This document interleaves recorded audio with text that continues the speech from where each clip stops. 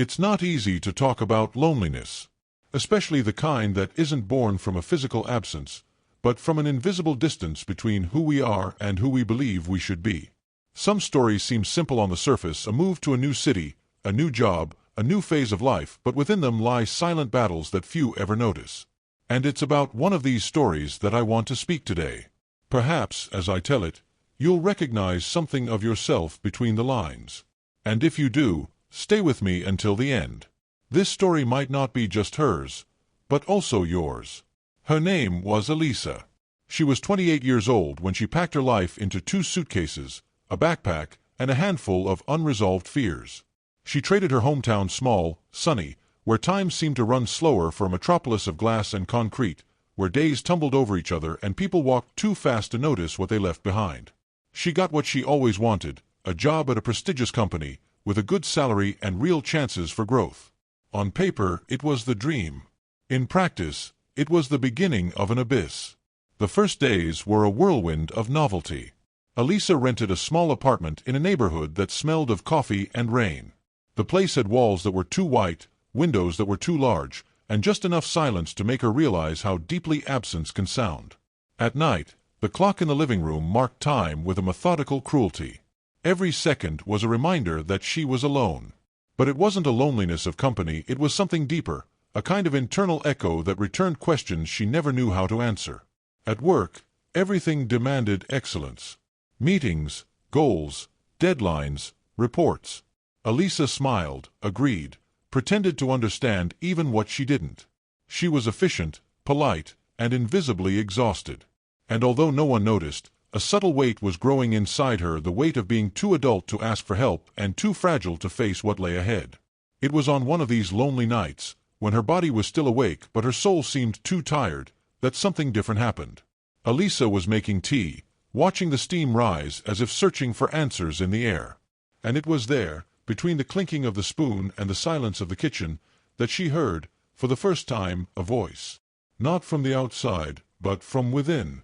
A calm, firm voice that said, "You can try again tomorrow." Frightened, she searched for the source of the sound. But it was just her and the echo of her own thought. Still, there was something comforting in that invisible presence. In the following days, the voice returned. Sometimes it advised, other times it just observed. And, little by little, Elisa began to perceive that this imaginary company was molding itself into a specific figure, a version of herself that seemed stronger, braver, more stable. Courage, she called her.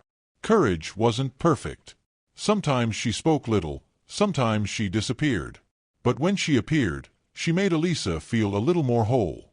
It was as if this figure, made of memories and desires, carried the part of Elisa she believed she had lost. And this is where the story truly begins. Because, as time passed, Elisa realized she wasn't alone, not in the way she had imagined. Courage was the first, but she wouldn't be the last. As the outside world pressured her, Elisa began to create, within herself, an invisible refuge. A space where she could talk, argue, decide, cry, and start over. And with each new difficulty, a new voice emerged, personifying what she needed at that moment. One morning, before an important presentation, fear paralyzed her. Her hands trembled, her heart beat as if it wanted to escape. Then, she heard a second voice, soft, almost maternal, saying, "Breathe. You know what you're doing." It was a slower, more pondered voice, which Elisa named Wisdom. Wisdom taught her to wait, to breathe, to remember that answers don't always come in a hurry. And together, courage and wisdom began to guide her through the difficult days. They weren't voices of madness, but of survival. Each one was an extension of the parts Elisa needed to keep going. With time, the small apartment no longer felt so empty. There was a certain invisible warmth in it, as if those imaginary presences filled the air with something alive. Sometimes, Elisa would even leave an extra cup on the table, as if for someone. And although she knew no one would drink it, that gesture made the mornings more bearable. At work, results began to show. She spoke better in meetings, made firmer decisions, handled criticism with serenity. Her colleagues praised her self-confidence, but no one imagined that, behind it, there was a silent audience of friends who only existed in her mind but who supported her like invisible pillars. And perhaps you're wondering, Is this healthy? Is it real? The truth is, the human mind has a curious way of protecting itself. When the world seems too big, it creates smaller worlds, controllable, understandable. Elisa wasn't running from reality. She was trying to adapt to it the only way she knew how. As the months passed, every decision felt like a conversation. Courage encouraged her to act, wisdom reminded her to think, and sometimes a third presence, still unnamed, appeared when sadness visited. This third voice didn't speak much, it just stayed by her side. Elisa began to call it serenity. These three figures formed what she secretly called the Council. An intimate, imaginary group that gathered in her mind whenever the weight of adult life threatened to crush her. But, like every story born from pain, there was a price. Because the more Elisa relied on these voices, the more distant from the real world she seemed to become. Real friends began to get lost along the way, refused invitations, unanswered messages, postponed meetings. It was easier to talk with what was inside than to deal with what came from outside. And here comes the first turning point. One day, during a tense meeting at work, Elisa made a serious mistake.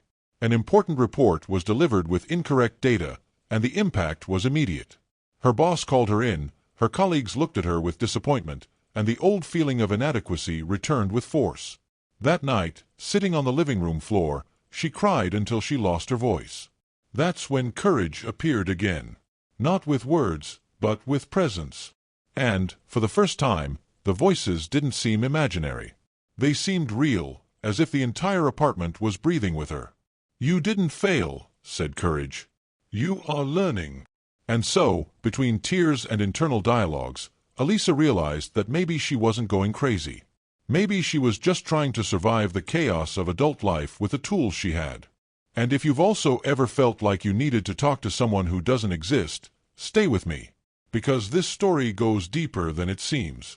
And what starts as an invention may end up revealing a truth that Elisa and perhaps you too never imagined. With the passing weeks, Elisa's counsel gained more defined contours. The voices stopped being just echoes and began to have form, presence, and even expressions. Courage, for example, was tall, firm, with a determined gaze and a calm smile that seemed to say, "You can handle more than you think." Wisdom had soft features, eyes that seemed to see the future, and a patience that made time slow down. Serenity was almost ethereal, silent, calm, a figure who listened more than she spoke, but whose simple gaze brought peace to Elisa when everything was falling apart. These three presences became part of her routine. In the morning, while the coffee brewed, Courage would lean against the counter, commenting on the day ahead, reminding Elisa to keep her head up. During work, Wisdom would appear to guide her through complex decisions, weighing pros and cons like an invisible mentor. And at night, when the city lights reflected in her apartment windows, Serenity would sit beside her, in silence, just filling the air with calm. With each day, Elisa felt less alone, but also more divided. Because, as comforting as these presences were, a part of her knew deep down that none of it was real. Still, it was preferable to live with comforting illusions than to face the void. And perhaps you understand that feeling. That desire to escape the noise of the world and find shelter within yourself. If that's ever happened to you, stay here. This story will still take you to places you may have never truly looked at. With the counsel, Elisa learned to face challenges. She was promoted at work, praised by colleagues, recognized by her superiors. But, paradoxically, the more success she achieved, the more isolated she became. Evenings of conversation with the voices replaced dinners with friends, and lonely weekends became sacred spaces of introspection. Elisa didn't realize it, but she was slowly disconnecting from the real world, becoming a prisoner of the universe she herself had created. One night, after a long week, she received a call from her mother. The voice on the other end of the line was sweet, familiar, but seemed to come from a distant time. "Are you okay, dear? It's been so long since we've seen you." Elisa smiled, but there was hesitation. "I'm fine, Mom. Just tired." And as she spoke, she looked at the chair in front of her, where Courage watched her with a firm expression, as if saying, "Don't tell them everything." Elisa didn't. She said just enough to maintain the appearance of normality. And when she hung up, the silence returned, heavy, almost complicit. It was then that Wisdom, with that serene gaze, approached. "You're pulling away from what you love," she said. "This isn't how you grow." Elisa looked at her, confused. "But weren't you the one who taught me to protect myself?" The figure sighed. "Yes, but too much protection becomes a prison." That phrase echoed in her mind for days. And for the first time, Elisa began to question her own creation. To what point were those voices helping? To what point were they walls? That week, she decided to try something new. She went for a walk, without headphones, without hurry. The city seemed different, alive, noisy, full of stories crossing the streets. She sat on a park bench, watched children playing, couples talking, elderly people feeding pigeons. And, for a brief moment, she felt something she hadn't felt in a long time: belonging. But the feeling was soon interrupted.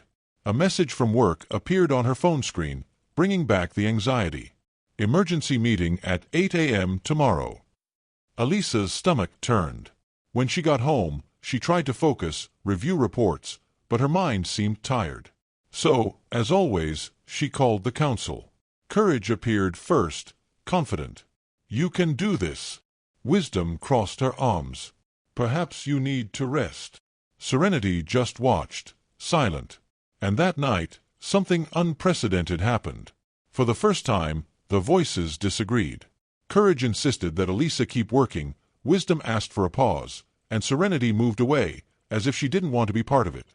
Elisa, confused, felt as if she were witnessing a fight between parts of herself.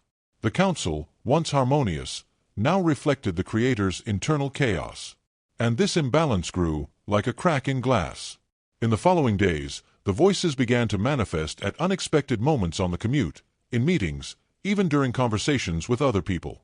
Sometimes, Elisa found herself mentally responding to comments no one had made. Sometimes, she stopped speaking mid-sentence, listening to internal advice. No one noticed, at least not yet, but she was beginning to lose control over the boundary between what was real and what was invented. One afternoon, after public praise at work, a colleague approached and invited her to go out with a group. Elisa hesitated. She looked at her reflection in the window and, for an instant, saw Courage smiling. "Go. You need this." She accepted the invitation. And, for the first time in months, she laughed for real. Drank wine, told stories, listened to others. She felt alive. But when she got home, the air felt different. The apartment was dark, cold.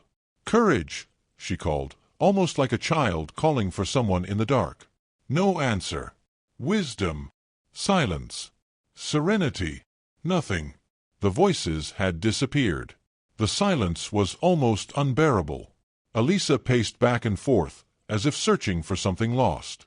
She tried to sleep, but her mind pulsed in emptiness.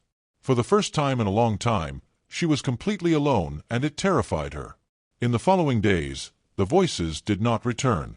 Elisa tried to summon them, to converse in thought, to write, even to speak out loud. No response. It was as if the figures had left for good. And without them, the world seemed raw, colorless, too immense. At work, she began to make small mistakes. At home, the silence weighed like a constant reminder of the void. And then, something unexpected happened. One day, while crying in the kitchen, Elisa noticed her own reflection in the window. The tired face, the tearful eyes, but there was something new there, a glimmer of recognition. Perhaps courage, wisdom, and serenity had never really left. Perhaps they had just returned to where they came from, inside her. This perception, though faint, rekindled something. And it was at that moment that Elisa began to write. Texts, thoughts, dialogues with the voices. Every word was an attempt to understand her own inner universe. And without realizing it, she began to transform her pain into language, her loneliness into creation. The council now existed on the pages of a notebook. And this would be the beginning of a new phase, one where Elisa would learn to listen to herself without needing to split into three. But, like any transition, this process wouldn't be easy. Because before she could heal, she would need to confront what she had truly created. And that is exactly where the story begins to change tone. Time passed slowly. Elisa was now living a different kind of silence, not the kind that suffocates, but the kind that observes. The apartment, once the setting for her conversations with the council, had become a space for reflection. The extra cups were put away, the internal conversations diminished, but the presence of the voices still lingered in the air, like an ancient echo refusing to die. For a few weeks, she focused only on working and writing. Sometimes, she wrote letters to Courage, thanking her for the days she made her get out of bed. Other times, she spoke to Wisdom, asking her to teach her patience to understand her own timing. And on Saturday nights, she wrote to Serenity, asking just to be visited in a dream. These letters were never sent. Of course, they were notes to forgotten parts of herself. It was during this period that Elisa noticed something curious. The more she wrote, the more she knew herself. The voices didn't return as before, but they began to manifest in a new way as clearer thoughts, more conscious decisions, more mature perceptions. It was as if the council had dissolved into her mind, becoming now a part of Elisa herself. Even so, the longing was real. Because, in some way, she missed the imaginary conversations, the feeling of being accompanied. And perhaps, if you've ever felt that way surrounded by people and yet alone, you understand the emptiness she faced. Stay with me, because this is where the story truly changes course. One day at work, a new colleague joined the team. Her name was Laura. She had a light demeanor, spoke smiling, and seemed to see Elisa beyond the surface. Unlike the others, Laura asked genuine questions. Do you really like this pace? What's it like living alone in this city? You always seem so calm. Is it for real? Elisa, surprised, answered with short phrases, but something about that presence disarmed her. The days went by, and spending time with Laura brought something Elisa hadn't felt in a long time: connection. They started having lunch together, exchanging confidences, laughing about silly things. Little by little, the friendship filled spaces once inhabited by the voices. And, on a rainy afternoon, as they were returning from work, Laura said, "You know, you strike me as someone who talks to themselves a lot." Elisa smiled, not sure if it was a compliment or a discovery. "Maybe I do," she replied. "But I think everyone talks a little to their own shadows." Laura laughed. "Yes, but not everyone hears the answers." The phrase was etched in her mind. It made her wonder, was hearing her own voices really a problem? Or was it a way of understanding what others ignored? In the following months, Elisa continued to write now, not just to the voices, but about them. She created a small blog, where she published poetic texts about the invisible parts of the human mind. Courage is the voice that lifts me when fear convinces me to lie down.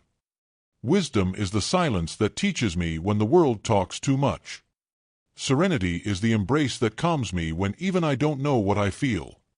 The texts began to receive comments. Strangers identified themselves, shared their own internal battles, confessed to having emotional imaginary friends, too. And, for the first time, Elisa felt she wasn't alone in her way of dealing with adult life.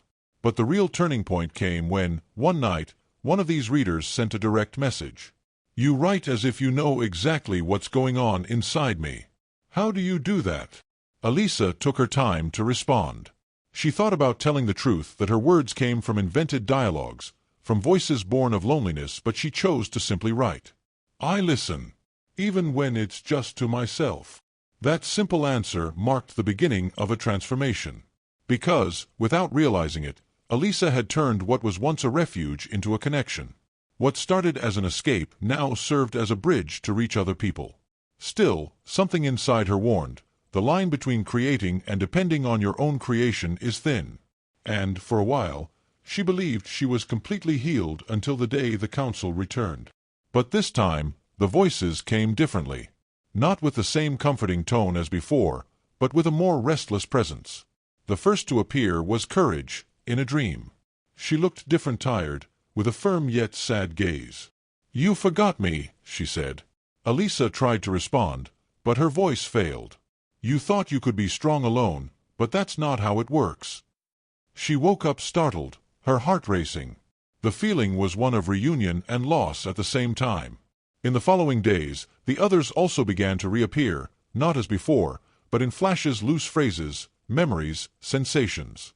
Sometimes, while walking down the street, Elisa felt a presence beside her, as if someone was watching her. Other times, while writing, she noticed phrases appearing almost without her noticing. She began to wonder if she was regressing, if the voices were returning because there was still something unresolved. And it was then that she decided to seek help. She found a therapist, a woman with a calm voice and serene gaze curiously similar to the image of wisdom. In the first sessions, Elisa spoke little. She was afraid of seeming unstable, of being judged. But little by little, she opened her heart. She talked about work, the isolation, the counsel, the voices, the conversations. The therapist listened to everything in silence. When Elisa finished, she simply said, "You created a support system when no other was available. That's not madness. It's adaptation." Those words made something inside her click into place. Because, for the first time, someone understood her without trying to erase who she was. Over the weeks, therapy became a new safe space. Elisa began to understand that courage, wisdom, and serenity weren't ghosts, but living representations of her inner strengths. And that true maturation wasn't about getting rid of them, but about integrating them. It was at this point that she realized, perhaps growing up doesn't mean losing the imaginary, but learning to converse with it in a different way. The therapist once asked, "If you could meet the council one last time, what would you say to them?" Elisa thought for a long moment. "I would say thank you. And I would say that I can continue from here." But, like every story that touches the intimate, fate still had something prepared. Because the true test of balance between the real world and the imaginary was yet to come. And, when it arrived, Elisa had to choose between remaining in the shelter she created or finally living outside of it. Winter arrived early that year. The mornings were cold, the wind crept through the window cracks, and the sun seemed too shy to illuminate Elisa's days. It was as if the outside world reflected her interior, icy, silent, and in constant attempt to restart. Work remained demanding, but she no longer let it consume her as before. She had learned, with time and therapy, that success shouldn't cost her own sanity. Still, something within her remained restless, a kind of nostalgia for everything she had experienced with the council. Her sessions with the therapist became a sacred ritual. Elisa talked about the memories of the voices, about how she sometimes still felt the urge to call them, and about the fear that, without them, she would return to that frightened young woman from when it all began. The therapist listened attentively and said, "The parts of ourselves we create to survive never completely disappear. They just change place." This phrase stayed with her for days, like a key she didn't yet know how to use. One night, after a particularly difficult day, Elisa returned home exhausted. She dropped her bag on the sofa, turned on only one lamp, and stood still in the middle of the living room. The apartment seemed different, darker than usual. The silence enveloped her, and for a moment she thought she heard footsteps not from upstairs, but right there, behind her. She turned quickly, her heart racing, but there was no one. And yet, she felt a presence. "I never left," said a familiar voice. It was courage. Elisa closed her eyes and took a deep breath. "Why did you come back?" she asked, not knowing if she was speaking aloud or just thinking. "Because you still need me." The reply was firm, almost harsh. And before she could respond, another voice emerged, soft, pondering. "Don't confuse need with longing," said wisdom. And suddenly, serenity was there too, silent, but perceptible. The council was back. But something was different. The voices were no longer just comforting echoes, they seemed stronger, more vivid, almost independent. They didn't just speak, they questioned, confronted, demanded. "Do you think you can abandon us?" said courage. "We are you." Or we were, wisdom added. Elisa felt a shiver run through her body. "What do you want?" "For you to decide," replied serenity, for the first time with an audible voice. "Who will guide your life now?" Those words echoed inside her like thunder. To decide. That had always been her greatest difficulty. Adult life was a constant exercise of deciding without knowing, of risking without guarantees. And now, there, facing the voices that were once her refuge, she realized she was facing the most important decision of all, to live alone, for real. In the following days, Elisa sank into a kind of silent trance. She went to work, completed her tasks, but her mind wandered between two worlds. The voices accompanied her, sometimes distant, sometimes too close. Sometimes they advised her. Other times, they confused her. During a session, She told the therapist everything. The woman looked at her for a long moment and said only, "Elisa, you need to give form to what you feel. Don't fight the voices. Converse with them, one last time. Understand what hasn't been said yet." That idea hammered in her mind. And that night, Elisa decided to follow the advice. She sat at the table, with the same notebook where she wrote her letters, lit a candle, took a deep breath, and wrote at the top of the page, "Final council meeting." Then she began to write as if the voices were really there. "Courage, you taught me to face fear when it seemed bigger than me. But sometimes you made me forget that vulnerability is also strength. Wisdom, you gave me calm, but you also distanced me from the raw emotions that made me human. Serenity, you protected me, but you also isolated me. And now I realize that, although I need you, I can no longer live inside this shelter." As she wrote, tears streamed down. It was like a silent farewell. When she finished, she looked at the paper and felt something shift. The air felt lighter, her heart calmer. It was as if the voices had heard and, in some way, accepted the goodbye. But stories born from the mind don't end with a simple period. That same week, an unexpected event shook the balance Elisa had been building. News came in the morning: cuts at the company. 3 departments would be reduced, including hers. The uncertainty she so feared returned with force. On her way home, the cold wind made her hunch her shoulders. Fear, that old acquaintance, was lurking again. What if I lose everything? What if I'm not capable of starting over? She thought. And that's when something curious happened. She waited to hear the voices. She waited for courage to speak, for wisdom to calm her, for serenity to envelop her. But the silence remained. There was no one. Just her. Then, in the middle of the street, she stopped walking, took a deep breath, and murmured, "It's okay. I can do this." And for the first time, it wasn't an imaginary voice saying it. It was her. That night, she opened her laptop and began to write about the fear of starting over. The text was raw, honest, painful.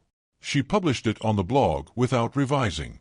Within hours, dozens of people commented, saying they felt seen, understood.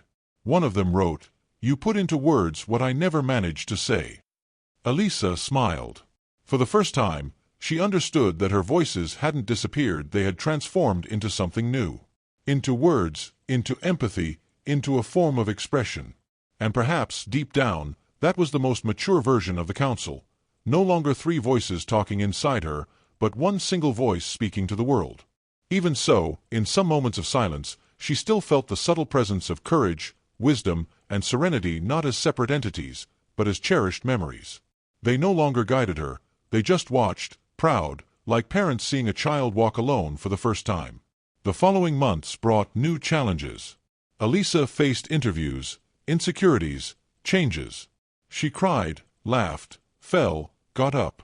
And, little by little, she realized that adult life wasn't a straight line, but a constant balance between lucidity and imagination, between what one feels and what one creates to keep going. But the world is cyclical, and even the calmest stories have their climax. And, when it seemed like everything was finally at peace, something happened, a reunion that would bring back the past Elisa believed she had left behind. Months had passed since the last time Elisa wrote about the council. Her blog grew, and with it, a small community of readers who gathered to share fears, doubts, and small victories of adult life. She had become, without realizing it, a kind of counselor for people she didn't even know, transforming what was once her imaginary refuge into a real space of welcome. But inside, something still unsettled her. It was as if, although she was living fully, a part of her was still waiting for one last encounter, a settling of accounts with her own past. And that encounter would come in a way she never imagined. It was a rainy Saturday when she received an invitation to speak at an event about mental health and creativity.